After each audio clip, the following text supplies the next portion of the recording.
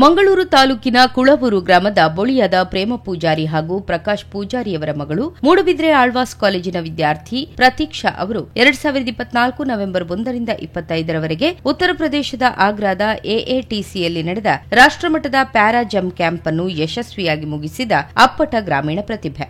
ಕುಳಬೂರು ಗ್ರಾಮದ ಬೊಳಿಯ ಸರಕಾರಿ ಉನ್ನತೀಕರಿಸಿದ ಹಿರಿಯ ಪ್ರಾಥಮಿಕ ಶಾಲೆಯಲ್ಲಿ 6ನೇ ತರಗತಿವರೆಗೆ ವ್ಯಾಸಂಗ ಮಾಡಿದ ಬಳಿಕ ಕಾರ್ಕಳದ ಕೊಳಕ್ಕೆ ಇರುವತ್ತೂರು ಮೈಂದೊಟ್ಟುವಿನಲ್ಲಿ ವಾಸವಾಗಿದ್ದಾರೆ. ದೇಶಾದ್ಯಂತದ 20 ಲಕ್ಷಕ್ಕೂ ಅಧಿಕ ಎನ್ಸಿಸಿ ಕೆಡೆಟ್ಗಳಲ್ಲಿ ಆಯ್ಕೆಯಾಗಿದ್ದ 100 ಕೆಡೆಟ್ಗಳ ಪೈಕಿ ಕರ್ನಾಟಕ ಗೋವಾ ಡೈರೆಕ್ಟರೇಟ್ ವ್ಯಾಪ್ತಿಯ ಮಂಗಳೂರು ಎನ್ಸಿಸಿ 6ನೇ ಕೆಎಆರ್ ಏರ್ ಸ್ಕ್ವಾಡ್ರನ್ನ ಆಳ್ವಾಸ್ ಕಾಲೇಜಿನ ಎನ್ಸಿಸಿಯಿಂದ ತರಬೇತಿಗೆ ಆಯ್ಕೆಯಾದ ಪ್ರತೀಕ್ಷಾ ಪೂಜಾರಿ 3 ಪ್ಯಾರಾ ಜಂಪ್ಗಳನ್ನು ಯಶಸ್ವಿಯಾಗಿ ಪೂರೈಸಿದವರು.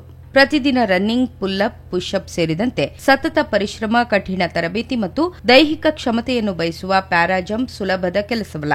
ತರಬೇತಿ ಕೇಂದ್ರದಲ್ಲಿ ಕಠಿಣ ತರಬೇತಿಯನ್ನ ನೀಡಿದ ಬಳಿಕ ಕೆಡೆಟ್ಗಳ ಎತ್ತರದ ಭಯವನ್ನು ನಿವಾರಿಸಲು ಹಲವು ಹಂತಗಳಲ್ಲಿ ಪರೀಕ್ಷೆಗಳನ್ನು ನಡೆಸಲಾಗುತ್ತದೆ.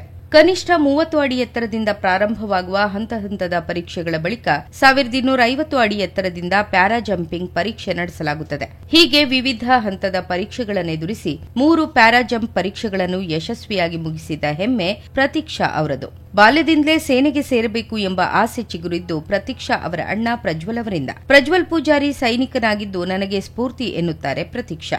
ಪ್ಯಾರಾ ಜಂಪ್ ಪರೀಕ್ಷೆ ತೇರ್ಗಡೆಯಾಗಿರುವುದು ಪ್ರತೀಕ್ಷಾ ಅವರಿಗೆ ವಾಯುಪಡೆಗೆ ಸೇರಲು ಸಹಕಾರಿಯಾಗಿದೆ. ಅಲ್ಲದೆ ಯಾವುದೇ ಸರ್ಕಾರಿ ಉದ್ಯೋಗಕ್ಕೆ ಆಯ್ಕೆ ಸಂದರ್ಭ ಪ್ಯಾರಾ ಜಂಪ್ನ ವಿಶೇಷ ಅಂಕಗಳು ಪರಿಗಣನೆಗೆ ಬರುತ್ತವೆ. ಆರ್ಥಿಕವಾಗಿ ಸದೃಢವಲ್ಲದ ಕುಟುಂಬದ ಕುಳಬೂರಿನ ಅಪ್ಪಟ ಗ್ರಾಮೀಣ ಬಾಲೆಯ ಈ ಸಾಧನೆಗೆ ಗ್ರಾಮಸ್ಥರಿಂದ ಸಂತಸ ವ್ಯಕ್ತವಾಗಿದೆ.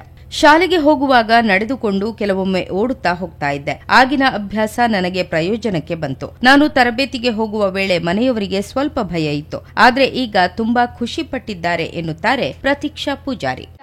ಅಂತ ಗೊತ್ತಾದಾಗ ಪೇರೆಂಟ್ಸ್ಗೆ ಚೂರು ಭಯ ಆಗಿತ್ತು. ಪ್ಯಾರಾ ಜಂಪ್ ಹೇಗೆ ಮಾಡ್ತಾಳೆ, ಜಂಪ್ ಮಾಡಿದ್ರೆ ಏನಾದ್ರು ಇಂಜುರಿ ಆಗ್ತದೆ ಅಂತ ಭಯ ಇತ್ತು. ಬಟ್ ಅಣ್ಣ ಸಪೋರ್ಟಿವ್ ಆಗಿ ನಿಂತಿದ್ದ, ನಿನ್ ಕೈಲಿ ಆಗುತ್ತೆ ಅಂತ. ನೆಕ್ಸ್ಟ್ ಕ್ಯಾಂಪಿಂದ ಬಂದ್ಮೇಲೆ ಅಂದ್ರೆ ತುಂಬಾ ಜನರಿಗೆ, ನಾನು ಕ್ಯಾಂಪಿಗೆ ಹೋಗುವ ಮುಂಚೆ ಗೊತ್ತಿರಲಿಲ್ಲ ಯಾರಿಗೆ ಪ್ಯಾರಾ ಜಂಪ್ ಹೇಗಾಗ್ತದೆ, ಈ ಕ್ಯಾಂಪ್ ಏನು ಅಂತ ಗೊತ್ತಿರಲಿಲ್ಲ. ಹೋಗಿ ಬಂದಾದ್ಮೇಲೆ ವಿಡಿಯೋಸ್ ಎಲ್ಲ ನೋಡಿದ್ಮೇಲೆ ತುಂಬಾ ಖುಷಿ ಆಯ್ತು. ಊರವರೆಲ್ಲ ತುಂಬಾ ಅದೇ ಸಪೋರ್ಟಿವ್ ಆಗಿ ಇದ್ರು, ಈಗಲೂ ಸಹ ತುಂಬಾ ಸಪೋರ್ಟಿವ್ ಆಗಿದ್ದಾರೆ ಡಿಫೆನ್ಸಿಗೆ ಹೋಗ್ತಾಳೆ ಅಂತ.